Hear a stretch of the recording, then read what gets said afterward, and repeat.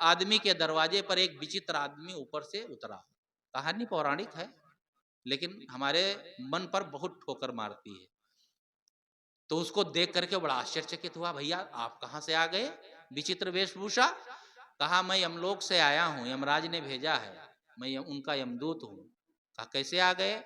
List निकाला, कहा देखो इतने लोग जो हैं हमारी लिस्ट में है। कहा ये किसकी लिस्ट है? कहा इनका सब अंतिम समय आ गया है, सबको जाना है एक एक करके। तो उसमें 50-60 नाम थे। कहा सबको ले जाना है?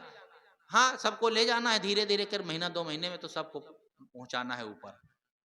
तो देखा पहला नाम उसी का। कहा भैया ये पहला नाम तो मेरा ही लगता है, ये हमारे गांव का है कि दूसरे का? तुम्हारे गांव का नहीं, तुम्हारा ही है, तुम्हारे यहाँ पहले बार यही तो इसीलिए तो उतरे हैं ना।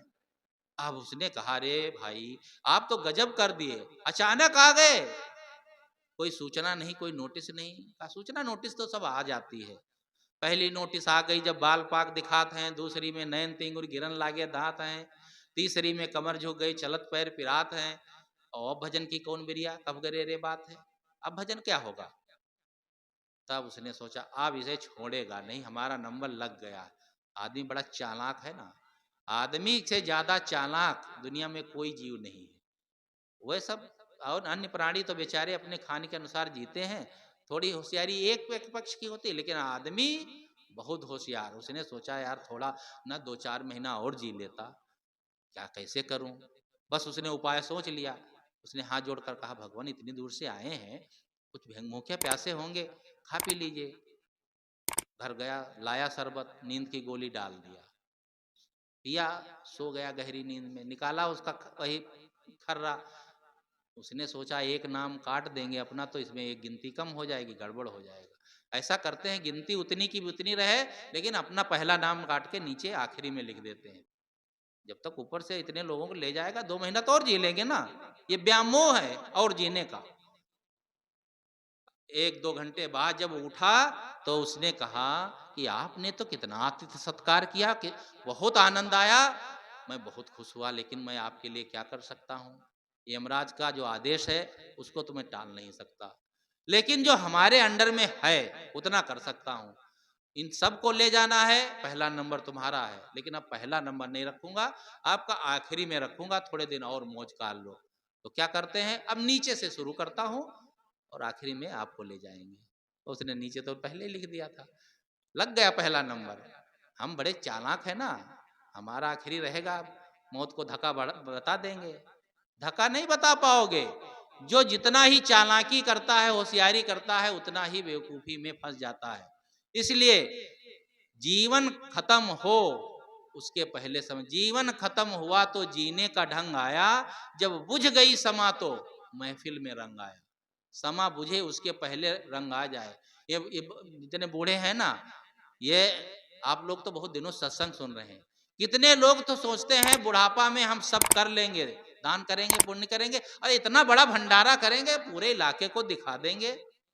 इलाके के दिखाने का भंडारा का नंबर ही नहीं आता। एक सेठ बहुत पैसा, उनके मित्र कहे भैया कुछ दान पुण्य कर लो, कोई जल्दी पड़ी है, तुम लोग यार क्यों पीछे पड़े हो, अभी बहुत समय है, थोड़ा कमाने दो, बहुत बड़ा भंडारा करेंगे, इतना दान करेंगे लोग देखते रह जाएंगे। एक दिन उनकी सांस रुकने लगी, बोलती बंद। मित्र आए, का भैया तुम्हारा तो अंतिम समय आ गया, अब तो कुछ करो, दान परोपकार समाज सेवा कुछ के लिए कर लो ना। अब उनके दिमाग में लगा कि हाँ सही बात करना चाहिए।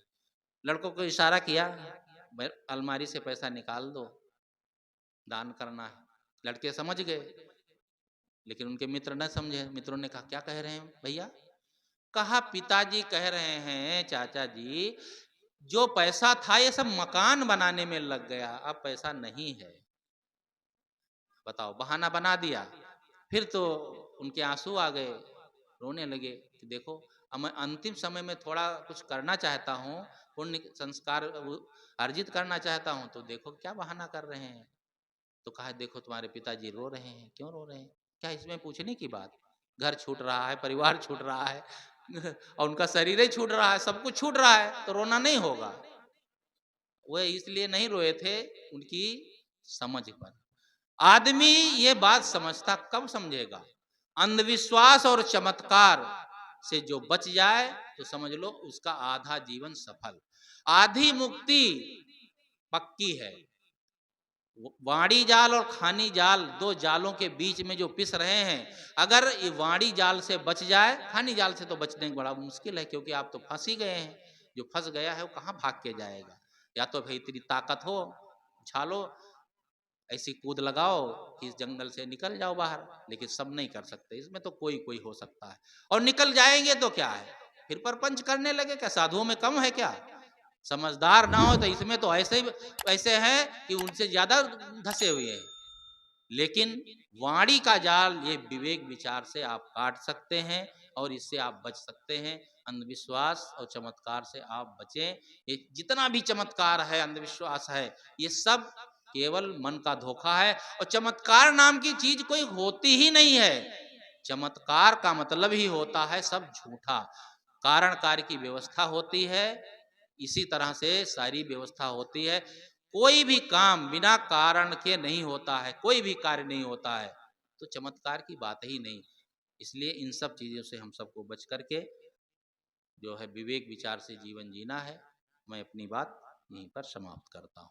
बोलिए सदगुरु देव की जय।